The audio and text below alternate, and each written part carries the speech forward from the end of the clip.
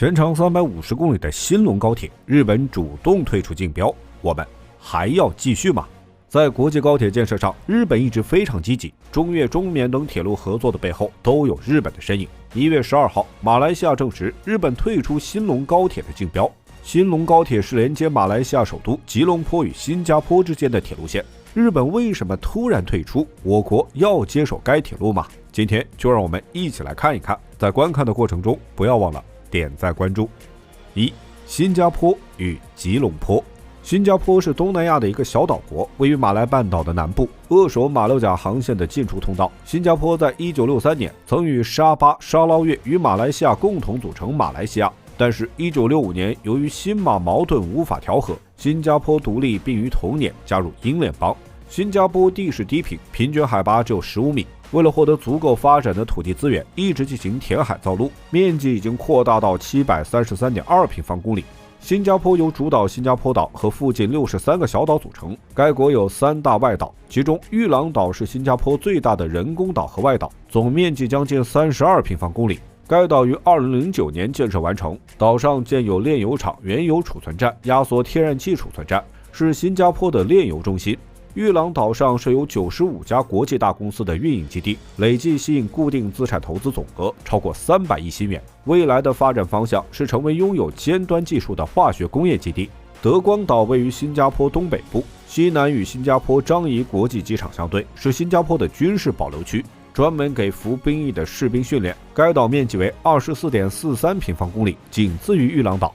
新加坡第3个外岛是乌敏岛，该岛保留有非常原始的生态环境，面积10.2平方公里。这里的生活较之本岛更加缓慢，富有乡村气息，是新加坡重要的旅游场所。2022年，新加坡国内生产总值达4671.8亿美元。该国主要的工业产业包括电子、石化、生物医药、精密工程。该国外汇的重要来源是旅游业，国民经济的主要支柱是贸易。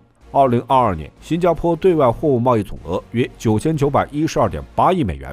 吉隆坡是马来西亚的首都和最大的城市，该市在东南亚地区有着几乎全方位的影响力，无论是文化、教育、金融，还是体育和商业。吉隆坡是东南亚2大外交中心之一，许多在东南亚召开的会议都在该市举行。吉隆坡制造业部分齐全，其产值与就业人数位居马来西亚第一。机械、轧钢、水泥、化工是吉隆坡重要的经济支柱。该市的农业主要发展橡胶产业。2. 日本退出新隆高铁。根据1月12号的报道，马来西亚总理向媒体证实，日企已经退出新隆高铁的竞标，该国已经就可能产生的影响进行研究。新隆高铁又称马新高铁，起点是吉隆坡，终点为新加坡。线路经过布城、芙蓉、艾吉勒、麻坡、科朱巴峡、努沙再也。新隆高铁为双轨道运行，全长约350公里，设计时速为每小时250至280公里，最高时速为每小时350公里。新加坡和吉隆坡之间单程驾车需要超过4小时。高铁建成后，从吉隆坡到新加坡只需90分钟。马来西亚和新加坡2013年2月宣布马新高铁计划，2016年12月签署协议，定下2026年年底前通车的时间表。但是项目进展极为不顺，征地融资等问题频频出现，而且新马两国的建设诉求不同，在线路设计、站点选择等方面分歧众多，连招标日期都一拖再拖。2021年，该项目宣布终止。项目终止的一大原因是马来西亚政局的不稳定。2016年最终敲定高铁的马来西亚总理是纳吉布，但是2018年获得大选胜利的是马哈蒂尔。一般认为，这是因为马哈蒂尔上台后开始对纳吉布进行清算，为了摆脱前政府的遗产，新隆高铁就遭到了波及。另一方面，疫情对马来西亚经济带来巨大打击，该国资金紧张。因此，马来西亚在2021年单方面毁约，赔付了新加坡7000多万美元。2023年7月，马来西亚政府表达了重启新隆高铁建设的意向，并于12月开始征集企划书。据报道，此前东日本铁路公司、住友商事等日本企业都曾表达竞争意向。日企退出后，仍由马来西亚本国企业竞标。3. 中国是否要接受新隆高铁？此前为了竞标，日本可谓煞费苦心，因为拿下这一项目能加强日本与东南亚各国的合作，这对日本而言诱惑极大。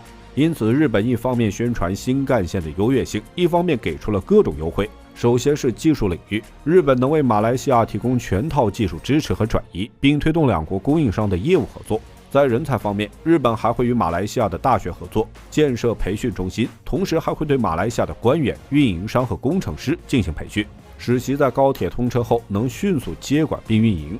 但是，根据日本共同社报道称，马来西亚政府减少了对高铁资金投入和参与度，日方认为这会导致建设风险的提高，因此宣布退出。新隆高铁最早开始曾寻求与中国的合作。2023年，马来西亚政府访华时也曾提到探讨两国合作的可能性。那么，日本退出后是否意味着我国要接手呢？当然，从资金和技术上，我国是完全有实力的。但是现在谈接手该项目还有些为时过早。首先，新隆高铁的提出本身就有非常明显的政绩色彩。该项目先后经历了纳吉布、马哈蒂尔、穆希丁和伊斯梅尔，以及现在的安瓦尔政府。马哈蒂尔为了自己的政绩叫停了新隆高铁，直到2023年7月表示有意重启。可是同年12月，马来西亚宣布改组内阁，新的政府班子还在磨合。鉴于该项目变动太频繁，很难保证以后会一帆风顺。